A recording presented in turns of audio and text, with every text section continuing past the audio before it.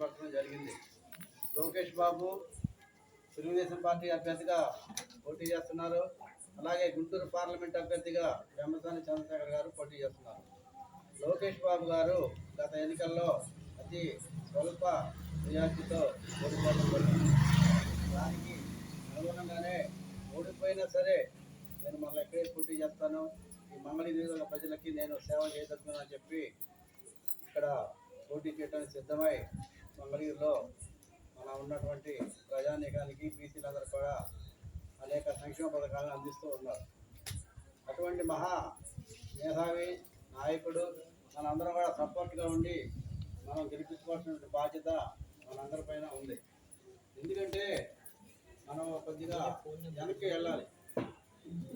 గత 2004-2014 సంవత్సరంలో రాజశేఖర రెడ్డి గారు ప్రభుత్వంలో గీత కార్మికులు కార్పొరేషన్ పెట్టలేదు. అలానే గీత కార్మికులకి పెట్టి మీద పడినా కానీ బెనిఫిట్స్ కానీ ఏమీ కూడా ఇవాళ చనిపోయినాడు కూడా 10 సంవత్సరాలు ఇవ్వకుండా అట్లాగే వదిలేసాడు. తర్వాత గవర్నమెంట్ 2014లో మన గవర్నమెంట్ వచ్చిన తర్వాత మేము గీత కార్మిక సంఘం తరఫున లోకేష్ బాబు గారిని, రవీంద్ర గారిని, కేఈ గారిని కలవడం జరిగితే ఈ 10 సంవత్సరాల్లో ఉన్నటువంటి పెండింగ్ బిల్స్ అన్నింటినీ కూడా ఏర్పాటు చేసి వాళ్ళందరూ కూడా అందించడం జరిగింది. మనకి ఈ తర్వాత కరోనా 2019లో వైసీపీ వచ్చినా కూడా కరోనా వచ్చింది. ఆ కరోనాలో కూడా